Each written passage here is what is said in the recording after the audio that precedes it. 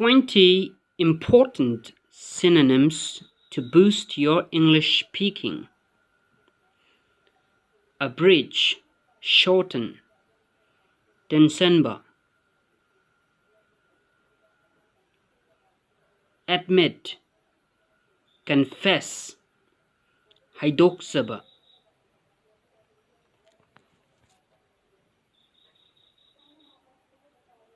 Alike, same, manaba.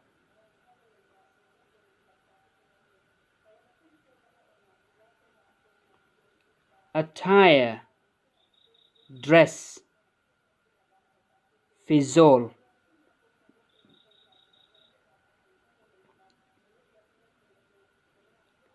Begin, initiate, houba, houdokpa.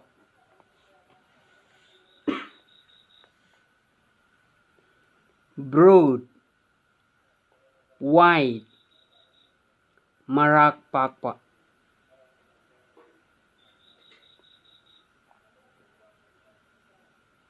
Candy, sweets, Mithai, ahao, athum.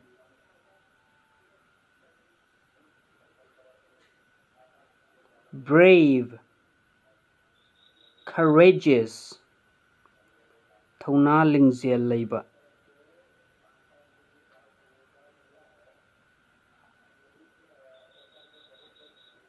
Commemorate, remember, ningsing thauram, ningsingba.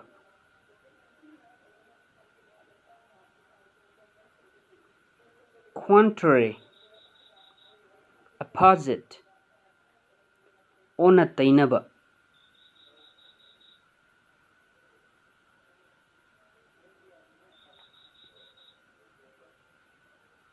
Daybreak, dawn, nongalakpa.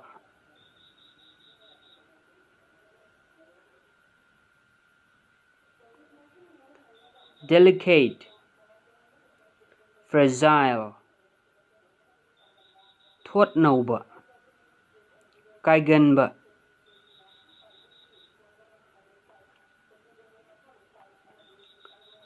Destiny, fate, tamlakpa laibak.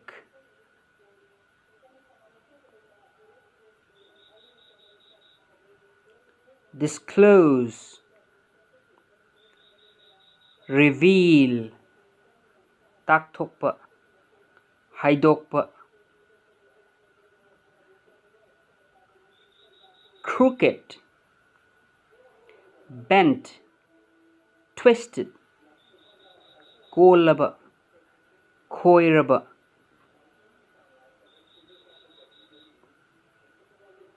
Dull, boring, uninteresting, thawai yaudaba, panglaba, bit leihandaba. Fair, just, impartial, chap chana, michang mikhai naidana. Gross, rude, improper, vulgar, saukhattaba mawong, michamgi oiba, chap chaba mawong nattaba.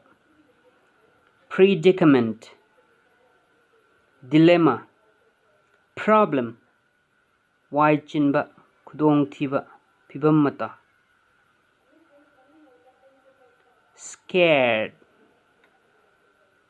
afraid, terrified, kiba.